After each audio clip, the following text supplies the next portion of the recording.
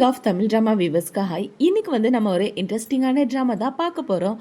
ட்ராமாக்குள்ளே போகிறதுக்கு முன்னாடி மறக்காம லைக் அண்ட் சப்ஸ்கிரைப் பண்ணிட்டு வாங்க இன்னைக்கு இந்த ட்ராமாவோட ஓப்பனிங் சீன்ல என்ன நடக்க போகுது அப்படின்றத பார்க்கலாம். ட்ராமாவோட ஓப்பனிங்லேயே நம்ம கதையோட ஹீரோவை தான் காட்டுறாங்க. ஹீரோ பார்த்தீங்கன்னா ஒரு கிளப்புக்குள்ளே போயிட்டு இருக்க அந்த இடத்துல பார்த்தீங்கன்னா ஒரு பொண்ணுகிட்ட ஒருத்தர் தப்பா நடக்க ட்ரை பண்ணிட்டு இருக்கான்.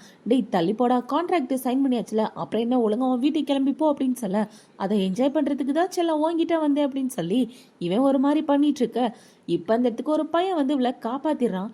இவன் தான் நம்ம கதையோட ஹீரோ. இப்ப ஹீரோ அவனோட பாடி கார்டுங்க கிட்ட சொல்லி இவனை கூட்டு போங்கடா அப்படின்னு சொல்ல, அவனுங்க எல்லாரும் அவனை வெளில கூட்டு போயிடறானுங்க. இவங்க இப்படி பண்ண உடனே இவன் எந்த பொண்ணை காப்பாத்தினானோ அந்த பொண்ணை பாத்தீங்கன்னா ஹீரோக்கு ஓங்கி ஒரு அறையை போட்டுட்டு என் பிளானை இப்படி சொதப்பிட்டியடா அப்படின்னு சொல்லிட்டு இருக்க. அவன் ரொம்ப ஷாக் ஆயிடுறான். என்ன வாழ்க்கையில ஃபர்ஸ்ட் டைம் அடிச்ச பொண்ணு நீந்தா அப்படின்னு சொல்லி அவளை தனியா ஒரு ரூம்குள்ள கூட்டு போயிடுறான். இப்ப அவனை பாத்தீங்கன்னா அவ கூட பயங்கரமா ரொமான்ஸ் பண்ணிட்டு இருக்க. என்னப்பா ரூட் இந்த பக்கம் மாறி வந்துட்டு இருக்கு, உன்னோட பொண்டாட்டி பக்கத்து ரூம்ல தானே இருக்கா அப்படின்னு சொல்ல, இப்ப அப்படியே இந்த பக்கம் ஹீரோவோட பொண்டாட்டியை தான் காட்டுறாங்க. இவளோட பேரு யோயோ. யோயோ அவளோட ஃப்ரெண்ட்ஸுங்க கிட்ட என்ன சொல்லிட்டு இருக்கானா, என்னோட ஹஸ்பண்ட் யாங் இருக்காரு, அவரு எனக்கு ரொம்ப காதலிக்கிறாரு, எனக்காக என்ன வேணாலும் செய்வாரு தெரியுமா, சொல்ல போனா எங்களோட லவ் அப்படிப்பட்ட ஒரு லவ் வேற எந்த பொண்ணையும் ஏறெடுத்து கூட பார்க்க மாட்டாரு அப்படின்னு சொல்லிட்டு இருக்க. இவங்க எல்லாரும் யோயோவை கலாய்ச்சிட்டு இருக்காங்க. இவ புருஷனை பத்தி இப்படி பெருமையா சொல்லிட்டு இருக்க. இந்த பக்கம் யாங்க பாத்தீங்கன்னா இன்னொரு பொண்ணு கூட ஒன்னா இருந்துட்டு இருக்கான். இவளோட பேரு ரோஷினி. இப்ப ரோஷினி என்ன சொல்றனா, எனக்காக இங்கேயே வெயிட் பண்ண, இதை வந்துடுறேன் அப்படின்னு சொல்லிட்டு இவ குளிக்க போயிடுறா. இவ குளிக்க போன நேரம் பார்த்து இவனுக்கு மயக்கம் வர மாதிரி ஆகி அதே இடத்துல மயக்கம் போட்டுடுறான் யாங். இப்போ யோயோ பார்த்தீங்கன்னா யாங்க்கு கால் பண்ணி பார்க்க அந்த காலவை எடுக்கவே இல்லை. இந்த விஷயம் தெரிஞ்சோடனே அவள் பார்த்தீங்கன்னா ஒரு மாதிரி மென்டல் மாதிரி பண்ண ஆரம்பிக்கிறா.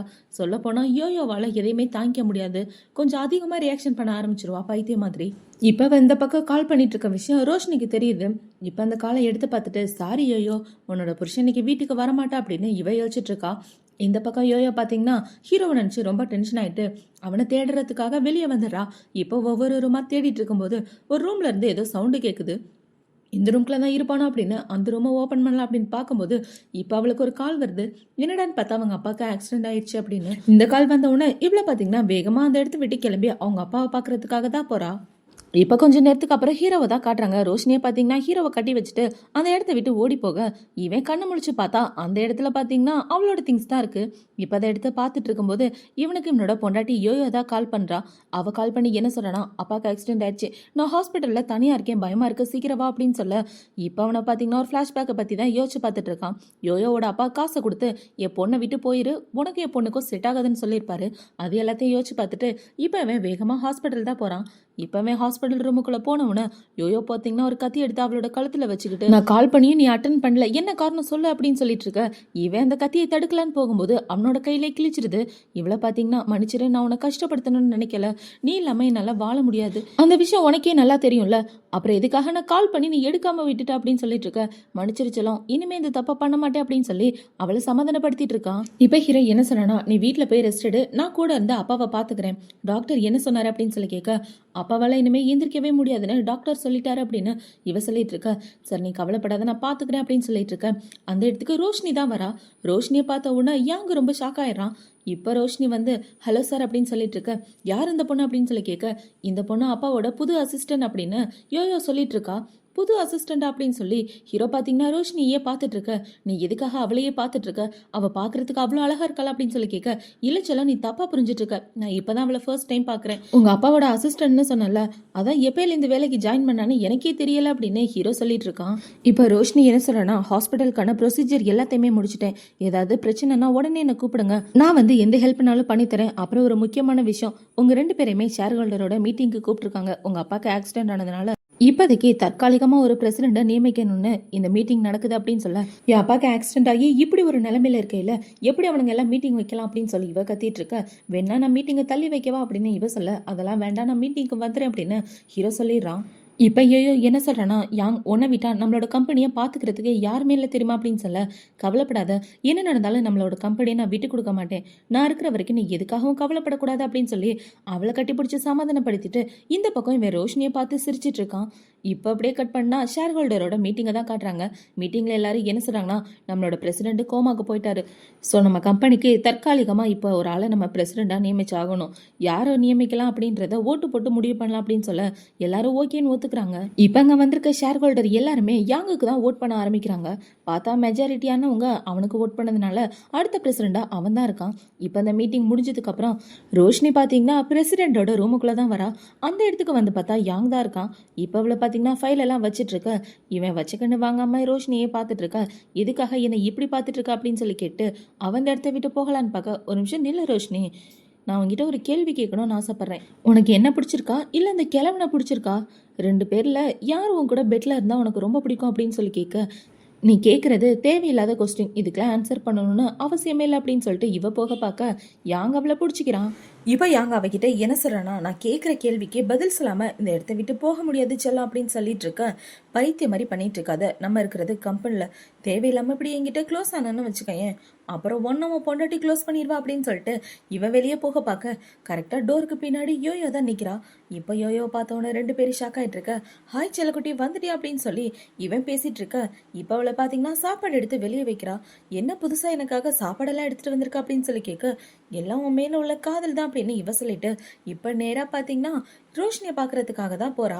இப்போ யோயோவை பார்த்தவொன்னே ரோஷினி என்ன சொல்றானா, என்னாச்சு மேடம் இந்த இடத்துக்கு வந்திருக்கீங்க, ஏதாவது தேவைன்னா என்னை கூப்பிட்டுருக்கலாமே அப்படின்னு சொல்ல, இல்லை உன்னை பார்க்கறதுக்காக தான் வந்தேன், நீ பார்க்கறதுக்கு கொஞ்சம் அழகாக தான் இருக்க, அதனால தான் என் அப்பா உன்னை செக்ரட்டரியா வச்சிருந்தாரோ, உன்னால எங்க அப்பாவுக்கு செக்ரட்டரியா மட்டும்தான் இருக்க முடியும், எனக்கு அம்மாவாலாம் ஆக முடியாது அப்படின்னு சொல்லிட்டு இருக்க. நீங்க தப்பா புரிஞ்சிட்டு இருக்கீங்க, எனக்கும் உங்க அப்பாவுக்கும் இடையில அந்த மாதிரி ரிலேஷன்ஷிப்லாம் எதுவுமே கிடையாது. சொல்லப்போனா அவருக்கு நான் ஒரு பொண்ணு மாதிரி அப்படின்னு சொல்ல, பொண்ணு நான் இருக்கேல, நீ எங்க இருந்துடி புதுசா வந்த அப்படின்னு சொல்லி இவ்வளவு பாத்தீங்கன்னா அவளை போட்டு கண்ணா பின்னா அடிச்சிட்டு இருக்க. 2 பேருக்கு நடுவில் சண்டையே நடக்குது. இப்ப அவ கண்ணாடி எல்லாம் தூக்கி போட்டு உடைச்சிட்டு பைத்திய மாதிரி பண்ணிட்டு இருக்க. அந்த இடத்துக்கு யாங் ஓடி வந்து 2 பேரும் சண்டை போடாதீங்க அமைதியா இருங்க அப்படின்னு சொல்லி 2 பேரையும் விளக்கலான்னு வரும்போது இவளோட கையை யாங் மூஞ்சிலே பட்டுது. இப்ப அவளை பாத்தீங்கன்னா யாங் என்ன மன்னிச்சிட, நான் வேணும்னு பண்ணல அப்படின்னு சொல்ல, பரவாயில்ல இருக்கட்டு செல்லம், இந்த அளவுக்கு கோவப்படாத, உன்னோட மாத்திரையை நீ சாப்பிட்டியா அப்படின்னு சொல்லி அவளை அப்படியே சமாதானப்படுத்தி கூட்டிட்டு போயிட்டு இருக்க. இந்த பக்கம் ரோஷினி கையில அடிபட்டுருது. இப்போ இந்த பக்கம் ஹீரோ பார்த்தீங்கன்னா இந்த செல்லம் இந்த டேப்லெட்டை போடு, அப்பதான் நீ அமைதியா இருப்ப அப்படின்னு சொல்லி கொடுத்துட்டு இருக்க. இந்த பக்கம் ரோஷினி எந்திரிச்சு என்ன சொல்றானா, சாரி நீ பைத்தியன்ற விஷயம் எனக்கு தெரியாது, அதனால இந்த தடவை உன்னை மன்னிச்சு விட்டுரு அப்படின்னு சொல்லிட்டு அவன் இந்த இடத்த விட்டு போக, அடியே நில்றே உன்னை நான் கொல்லாம விட மாட்டேன் அப்படின்னு சொல்லி இவ கத்திட்டு இருக்க. ஹீரோ அவளை பிடிச்சிக்கிறான். இப்போ இந்த சைடு ரோஷினி பார்த்தீங்கன்னா ரெஸ்ட் ரூம் வந்து அவ கையில உள்ள கிளாஸ் எல்லாம் பிச்சு போட்டுட்டு அவ கையை கழுவிட்டு போலான்னு பார்க்க, அந்த இடத்துக்கு ஹீரோ வந்து இவளோட கையை பார்த்துட்டு இருக்கான்.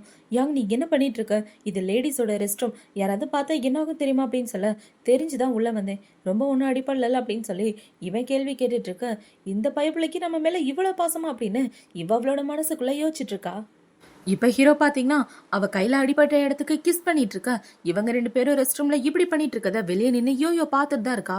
இப்போ அப்படியே கொஞ்ச நேரத்துக்கு அப்புறமா காட்டுறாங்க, இவளோட வேலையை பார்த்துட்டு இருக்கும்போது இப்போ ஹச்ஆர் பொண்ணு வந்து என்ன சொல்றானா, ரோஷினி உன்னை வேலையை விட்டு தூக்கியாச்சு, இனிமே இந்த ஆஃபீஸ்க்கு நீ வர வேண்டாம் அப்படின்னு சொல்ல, என்னை வேலையை விட்டு தூக்கிட்டீங்களா, எதுக்காக என்ன காரணத்துக்காக என்ன வேலையை விட்டு தூக்குனீங்க, நான் எந்த தப்பு பண்ணலையா அப்படின்னு சொல்லிட்டு இருக்க. காரணம்லாம் சொல்ல முடியாது அப்படின்னு அவ சொல்லிடுறா. காரணம் சொல்ல முடியாதா, என்னை வேலையை விட்டு தூக்கணும்னா அதுக்கு சரியான காரணம் வேணும், ஏன்னா நான் அந்த கம்பெனியோட எம்ப்ளாய் அப்படின்னு சொல்லிட்டு இருக்க. அந்த இடத்துக்கு பாத்தீங்கன்னா யோயா தான் வரா. எதுக்காக உன கம்பெனியை விட்டு தூக்குறேன்ற காரணம் உனக்கு வேணுமா, காரணத்தை சொல்றேன் நல்லா கேட்டுக்க. பாஸ் கிட்ட நீ தப்பா நடந்துகிட்டதுக்காகவும் கம்பெனியோட ரெப்புடேஷனை குறைக்கிற மாதிரியான வேலையை பார்த்ததுக்காகவும் உன்னை இந்த கம்பெனியை விட்டு போக சொல்றேன். இதுக்கு மேலே ஏதாவது காரணம் வேணுமா அப்படின்னு சொல்லி கேட்க, காரணம் ஓகே, எவிடன்ஸ் இருக்கா அப்படின்னு சொல்லி இவ கேட்கிறா. நான் தான் அந்த எவிடன்ஸ், நான் என்னோட கண்ணால பார்த்தேன், இதுக்கு மேல பேசாம அந்த இடத்த விட்டு போ அப்படின்னு சொல்லிட்டு இருக்க. என்ன இங்க சண்டை அப்படின்னு சொல்லி அந்த இடத்துக்கு ஹீரோ தான் வந்து கேட்டுட்டு இருக்கான். இப்ப ஹீரோ பார்த்தோன்னே இவ்வளவு பாத்தீங்கன்னா இவ்வளவு வேலையை விட்டு நான் போக சொல்லியிருக்கேன், இவ இனிமே இங்க வேலை பார்க்கணும்னு அவசியம் இல்ல, அப்பாவோட உடம்பு சரியானதுக்கு அப்புறம் வந்து ஜாயின் பண்ணிக்கிட்டா போதும், அப்பாவே இல்ல அப்பாக்கு அசிஸ்டன்ட் மட்டும் எதுக்கு அப்படின்னு சொல்லிட்டு இருக்க. இப்ப ஹீரோ பாத்தீங்கன்னா ரோஷினி மீட்டிங்கான ஃபைல்லாம் ரெடி பண்ண அப்படின்னு சொல்ல அவ இந்த இடத்த விட்டு போயிடுறா. இப்ப அவளை பாத்தீங்கன்னா அவளை தடுக்கலான்னு போக ஹீரோ அவளை பிடிச்சிட்டு, இங்க பாரு செல்லம் அப்படிலாம் கோவப்படாத, இப்போதைக்கு நமக்கு நம்பிக்கையானவங்க ரொம்பவே முக்கியம், அதுல அவ்வளவு ஒருத்தி அப்படின்னு சொல்லிட்டு ஹீரோ என்ன சொல்றனா, முக்கியமான மீட்டிங் இருக்கு, மீட்டிங் முடிச்சதுக்கு அப்புறம் நான் வந்து உன்னை பாக்குறேன், நீ வீட்டுக்கு கிளம்பி போ அப்படின்னு சொல்லிட்டு அவன் இந்த இடத்த விட்டு போக ரோஷினியை ஒழிச்சு கட்டுறதுக்கு யோயோ பாத்துட்டு இருக்கா. இப்போ மீட்டிங்லாம் முடிச்சதுக்கு அப்புறம் ரோஷினி பாத்தீங்கன்னா அந்த கம்பெனில வேலை பாக்குற பொண்ணு ரேன் கூட ஒன்னா உட்காந்து பேசிட்டு இருக்கா. இப்ப இவ இங்க நடந்த விஷயம் எல்லாத்தையும் சொல்ல, அந்த யோயோ சரியான பைத்தியம் தெரியுமா, அவகிட்ட இருந்து தள்ளியே இருங்க, அவ யாருக்கிட்ட எப்படி பிஹேவ் பண்ணுவான்னு எப்பவுமே தெரியாது, சொல்ல போனா அது ஒரு மென்டல் மாதிரி, அதை எந்த கேஸ்லயுமே சேர்க்க முடியாது அப்படின்னு சொல்லிட்டு இருக்க. இல்ல ரேன், நீ அவளை பத்தி தப்பா புரிஞ்சிட்டு இருக்கன்னு நினைக்கிறேன், அவ ரொம்ப சென்சிட்டிவா இருக்கா, அவளால துரோகம் செய்யறது இதெல்லாம் தாங்க முடியல. அதனாலதான் ரொம்ப பொறாமப்பட்டு இப்படிலாம் பண்ணிட்டு இருக்கா. எனக்கு தெரிஞ்சவ நல்ல பொண்ணதான் இருப்பா அப்படின்னு சொல்லிட்டு இருக்கா. அட நீங்க வேற, ஒரு நாள் நான் சாருக்காக காஃபி எல்லாம் வாங்கிட்டு போனேன்னா அப்பா அவ்வளவு லிஃப்ட்ல வந்திருந்தா. இந்த காஃபி யாருக்காக வாங்கிட்டு போற அப்படின்னு சொல்லி கேட்க, பாஸ் தான் வாங்கிட்டு வர சொன்னாரு அப்படின்னு இவ சொன்ன உடனே யோயோ பாத்தீங்கன்னா அந்த காஃபியை தூக்கி கீழே போட்டுட்டு அந்த இடத்த விட்டு போயிருப்பா. இப்ப இந்த விஷயம் எல்லாத்தையுமே ரோஷினி கிட்ட சொன்ன உடனே அவ இப்படிதான் பண்ணுவா, ஒரு மாதிரி வித்தியாசமா பண்ணிட்டு இருப்பா, அவளை கெஸ் பண்ணவே முடியாது அப்படின்னு இவங்க ரெண்டு பேரும் பேசிட்டு இருக்கும்போது அந்த இடத்துக்கு யாங்கு தான் வரான். இப்ப யாங்கு வந்து இவளை பார்த்துட்டு, என்ன ரன் எனக்காக நீ காஃபி எடுத்துட்டு வர மாட்டியா, சுடா ஒரு கப் காஃபி எடுத்துட்டு வா அப்படின்னு சொல்ல, இந்த பொண்ணு யாங்க பார்த்து சிரிச்சிட்டு இருக்கா. இவங்க ரெண்டு பேருக்கும் நடுல என்ன ஓடுதுன்னு தெரியல. இப்ப அந்த பொண்ணு போகும்போது கால் ஸ்லிப் ஆகி கீழே விழற மாதிரி போக கரெக்டா ஹீரோ அவளை புடிச்சிடறான். இப்ப அவனை பாத்தீங்கன்னா அந்த ரேனை போட்டு அங்க இங்க தடவிட்டு இருக்க. இது எல்லாத்தையும் ரோஷினி பாத்துறா. இப்ப அந்த பொண்ணு அந்த பக்கம் காஃபி வாங்க போனதுக்கு அப்புறம் இவன் ரோஷினி கூட உட்காந்து பேசிட்டு இருக்கான். இப்ப அவனை பாத்தீங்கன்னா ரோஷினியோட கையை பிடிச்சிட்டு, உன் கையில இந்த காயத்தை பார்க்கும்போது என்னோட இதயம் எப்படி வலிக்குது தெரியுமா அப்படின்னு சொல்லிட்டு இருக்க.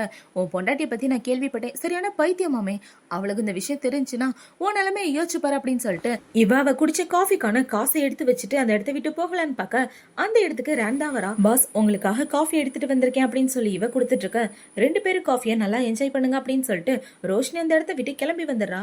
இப்ப அவ போனதுக்கு அப்புறம் ரேன் என்ன கேக்குறானா, யாங் நீங்க என்னை இது வரைக்கும் காதலிக்கவே இல்லையா அப்படின்னு சொல்லி கேட்க, என்ன சொல்லம் என்கிட்ட இப்படி ஒரு கேள்வியை கேட்டுட்ட, நீ தான் என்னோட ஃபேவரட் பர்சன், உன்னை போய் நான் காதலிக்காம இருப்பேனா, என்னோட உயிரே நீ தான் அப்படின்னு சொல்ல, உண்மையாவா அப்படின்னு சொல்லி இவ கேட்க, யாங்கோ ஆமான்னு சொல்லிட்டு இருக்கான். இவன் எந்த மாதிரி ஒரு பிளே பாய்ன்னு தெரியல. போக போக எத்தனை பொண்ணுங்களை கரெக்ட் பண்றான், என்ன பண்ண போறான் அப்படின்றத பார்க்கலாம். இந்த ஃபர்ஸ்ட் எபிசோடு உங்களுக்கு பிடிச்சிருந்துச்சுன்னா மறக்காம லைக் பண்ணுங்க, சப்ஸ்கிரைப் பண்ணிட்டு பாருங்க. டிராமா எப்படி இருக்கு அப்படின்றத கமெண்ட் செக்ஷன்ல சொல்லுங்க. பாய்.